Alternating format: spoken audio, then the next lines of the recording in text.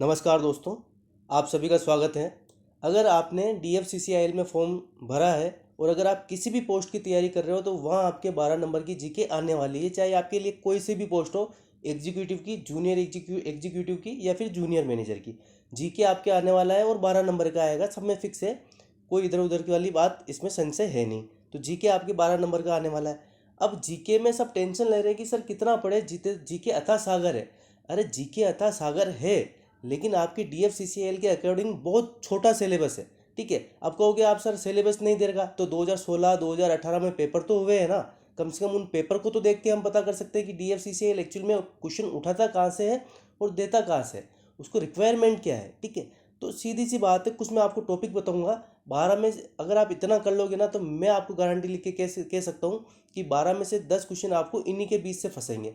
अगर नहीं फंसे तो आप जब एग्ज़ाम ख़त्म होना तो उसी दिन आके इस कमेंट बॉक्स के नीचे जो आपकी इच्छा हो आप लिख सकते हो, मैं सुनने के लिए तैयार हूँ। ठीक है, कॉन्फिडेंस के साथ बता रहा हूँ, जो जो टॉपिक बता रहा हूँ, 12 में से 10 क्वेश्चन मेरे हिसाब से तो सभी मिलेंगे, फिर भी मैं 12 से 10 की गारंटी मैं ले सकता हूँ कि इन्हीं टॉपिक से आपके फंस जाएंगे। और ज़्यादा टॉपिक नहीं है, वो सिलेक्टेड टॉपिक बताऊँगा आपको। देखो, अब देखो आपके सामने दिख रहे हैं आपको करंट। अब करंट में आपको क्या क्या पढ़ना है, देखो करंट में आपको स्पोर्ट्स से रिलेटेड सब कुछ पढ़ना है। जो और अब आप ये क्राइटेरिया मत बांध देना कि सर हम एक साल का ही पढ़ें क्या।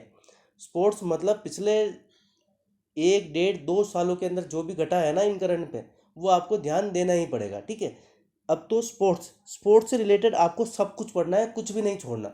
खासकर ये अभी जो ओलंपिक हुआ है, ठीक है, ये ओलंपिक, पिछले जो एशियंस गेम्स हुए हैं वो भी पढ़ने हैं, पिछले जो कॉमनवेल्थ गेम हुए हैं वो भी पढ़ने हैं, जितने भी आपके फ्रेंच ओपन, टेनिस से रिलेटेड जो कुछ भी हुआ है वो सब पढ़ना है आपको। ठीक है, अभी जो जो भी हाल में स्पोर्ट्स से रिलेटेड जितनी भी गतिविधियां हैं ना वो सब आपको पढ़ना है। पैरालंपिक अभी चला है, आप इसको भी पढ़ लेना, क्योंकि शायद पेपर क्या पता अब बने तो क्वेश्चन पुटअप कर लें, वो हो सकता है। तो पैरालंपिक जो खेल हुए हैं अभी ओलंपिक वाले, वो भी पढ़ के चले जाना। दूसरे आते हैं अपॉइंटमेंट्स। देखो, जितने जितने इंपॉर्टेंट अपॉइंटमेंट्स हुए हैं ना, वर्ल्ड और इंडिया दोनों, जितने भी ऑर्गेनाइजेशन है जहाँ आपके अपॉइंटमेंट्स हुए हैं, चाहे आप किसी भी लेवल के ले लो, अगर जहाँ जहाँ अपॉइंटमेंट्स हुए हैं वो सब अपॉइंटमेंट्स आपको याद होने चाहिए कि भाई किस जगह किसकी नियुक्ति हुई है, किस जगह किसकी नियुक्ति हुई है और किसको हटा के कौन आया है। जो जो हटाया गया है ना वो भी इंपॉर्टेंट होता है कि किसको हटा के कौन आया है। तो ये चीज़ आपको एक आनी चाहिए। और थर्ड जो इंपॉर्टेंट आता है ना, वेरी वेरी इंपॉर्टेंट, आपकी DFCCIL से रिलेटेड समिट्स। जितनी भी समिट्स हुई है जहाँ मोदी जी गए हैं या अपने कोई मंत्री गए हैं, जैसे ब्रिक्स हो गया, आसियान हो गया, नाटो हो गया, मतलब कोई भी हो वर्ल्ड में जितनी भी समिट्स होती है वो समिट्स आपको देखनी है। और उनमें इंपॉर्टेंट जो डिसीजन लिए गए हैं अगर उनको भी देखना चाहो तो देख सकते हो। और अब फिर आता है सेंट्रल गवर्नमेंट स्कीम्स। अब देखो सेंट्रल गवर्नमेंट की स्कीम्स क्या सारी पढ़नी है, जो बचपन से लेके अभी तक कुछ नहीं पढ़ना। मोदी जी आए ना 2014 में, तो मोदी जी के बाद स्वच्छ भारत मिशन, जितनी भी जन धन योजनाएं, जितनी भी जो इम्पोर्टेंट इनकी जो योजनाएं हैं, जो स्कीम्स हैं, वो पढ़ लेना, वहाँ से क्वेश्चन आ सकता है। देखो, एक मैं आपको एक सिंपल सी चीज़ बताता हूँ कि जब से मोदी गवर्नमेंट आई है ना, तो इन स्कीम्स से रिलेटेड एग्जामों में क्वेश्चंस आते हैं। मैं आपको दावे के साथ लिख के दे सकता हूँ, यहाँ आपके गांधी परिवार से रिलेटेड एक क्वेश्चन नहीं आएगा एग्जाम में। ठीक है, नहीं आएगा, न आपके जवाहरलाल नेहरू से रिलेटेड आएगा, न आपके इंदिरा गांधी जी से रिलेटेड आएगा, न राजीव गांधी जी से रिलेटेड आएगा। तो कुछ नहीं पढ़ना है उनके बारे में। आपको पढ़ना क्या है, आपको केवल उन्हीं इसी, मतलब आप ये समझ लीजिए कि ये विचारधारा के लोग हैं तो क्वेश्चन लगभग इसी के आसपास घूमेंगे। और ये कटु सत्य है, ये आप देख लेना। तो सेंट्रल गवर्नमेंट की स्कीम देखनी है, पढ़नी हो, और खासकर 2014 के बाद वाली सारी पढ़नी है। फिर आता है आपके पास इंपॉर्टेंट वर्ल्ड ऑर्गेनाइजेशन, पांचवा टॉपिक। अब जितने भी वर्ल्ड ऑर्गेनाइजेशन है ना आपके, जितने भी हैं सब आपको पढ़ना है। और इंडिया में भी इसरो और DRDO आपको पढ़ने ही है, इनको छोड़ छोड़ मत देना। ठीक है, इसरो और DRDO को भी पढ़ना। उसके अलावा जितने भी आपके जो इंपॉर्टेंट ऑर्गेनाइजेशन है, आप जैसे आपके UN हो गया, यूएन के यूएन के बारे में भी आपके क्वेश्चन उठ के आ सकते हैं। और जितने भी वर्ल्ड ऑर्गेनाइजेशन है बड़े बड़े, हर चीज़ के, जैसे यूनेस्को हो गया, यूनिसेफ हो गया, सबके बारे में आपको पढ़ना है, यहाँ से क्वेश्चन बनेगा। तो देखो करंट से रिलेटेड तो इन्हीं के इर्द गिर्द घूमेगा। ये 5 टॉपिक है, इनसे बाहर करंट में नहीं जाएगा। जाएगा तो एक आधा क्वेश्चन चले गया तो कोई वो अचरज वाली बात होगी भी नहीं। ठीक है, एक आधा क्वेश्चन जाएगा, वो भी हम मान के चलते हैं। अब चलते हैं, चलो हम, ये तो हो गई हमारे करंट वाली बात। अब हमारे को जीके में क्या पढ़ना है, जो वो बड़ी बड़ी पोथियाँ हैं वो पढ़नी है क्या। तो देखो ऐसी बड़ी बड़ी पोथियाँ हमको कुछ भी नहीं पढ़नी, हमको पढ़ना क्या है एक्चुअल में, हम वो डिस्कस करते हैं। अब देखो, एक क्वेश्चन साइंस आपके अलग से आती है हर में, लेकिन फिर भी साइंस से रिलेटेड एक क्वेश्चन आपके इन 12 क्वेश्चन में पूछ लिया जाता है। 2016 में पूछा गया, 2018 में पूछा गया। विश्वास नहीं हो तो आप सिर्फ उठा के देख लेना, मतलब 12 में से एक क्वेश्चन आपके इधर साइंस का आएगा ही आएगा, ठीक है। और उसके अलावा बुक्स एंड ऑथर, और ये साइंस का क्वेश्चन बिल्कुल हल्का आएगा। अगर आप नॉर्मल पढ़ाई भी कर रहे हो तो आपको साइंस पढ़ने की जरूरत नहीं है अभी, नॉर्मल क्वेश्चन आएगा, आप इजीली निकाल के ले जाओगे। बुक्स एंड ऑथर 2016 में भी क्वेश्चन आया, 2018 में भी क्वेश्चन आया, अभी भी आ सकता है। तो बुक्स एंड ऑथर भी थोड़ा देख लेना, ज़्यादा नहीं है। कोई भी बुक उठाओगे तो आपको 25 जो इंपॉर्टेंट आपको बुक्स एंड ऑथर लगे वो आप उठा के पढ़ लेना। और ये करंट से रिलेटेड भी है, तो करंट में भी जितनी जितनी बुक और ऑथर्स आए हैं ना अभी, तो उनके बारे में भी थोड़ा देख लीजिएगा। तो 9 भी हो गया। अब देखो 8वें को मैं थोड़ा छोड़ता हूँ, ज्योग्राफी के बारे में आपको मैं अच्छे से बताऊंगा क्या क्या पढ़ना है। पॉलिटी आपको पढ़नी है, ठीक है। पॉलिटी अच्छी पढ़नी है। पॉलिटी से आप मान के चलिएगा 12 में से 2 क्वेश्चन आपके पॉलिटी के ही आने वाले हैं, ठीक है। पॉलिटी आएगी, लेकिन ज़्यादा डीपली नहीं घुसना। ऊपर ऊपर से जो स्टैटिक वाले क्वेश्चन होते हैं ना, बिल्कुल ऊपर ऊपर से हलवा वैसा क्वेश्चन आएगा। अंदर आगे ज़्यादा ज़्यादा डीपली आपको घुसना नहीं है। इंपॉर्टेंट क्वेश्चन होते हैं, केवल उनको पढ़ लो जो प्रीवियस ईयर में आए हुए हैं।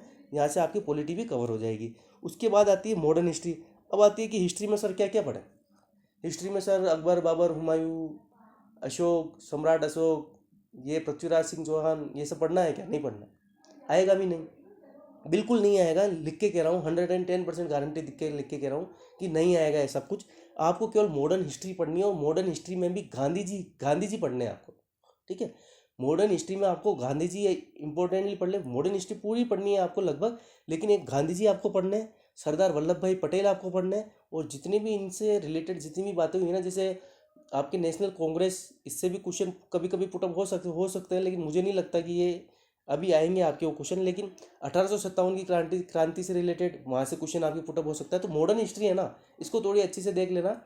एक यहाँ से क्वेश्चन बचते हैं। अब देखो, अब आता है आपके पास जियोग्राफी। तो जियोग्राफी में हमको क्या क्या पढ़ना है? तो जियोग्राफी में स्टैटिक आता है। देखो मैं टॉपिक बोल रहा हूँ, आप लिखते चलना। एक तो सेंसस, जो आपकी जनगणना हुई थी ना, जनगणना जब स्टार्टिंग में कहाँ से शुरू हुई, अभी जो लेटेस्ट हुई थी आपकी कब हुई थी? 2011। तो इसके थोड़े आंकड़े देख लेना कि भाई सबसे ज़्यादा पॉपुलेशन कहाँ है, सबसे ज़्यादा जो भी उनके बारे में सबसे कम कहाँ है। तो ये थोड़ी एक चीज़ें देख लेना, यहाँ से क्वेश्चन पुटअप होंगे आपके 110%।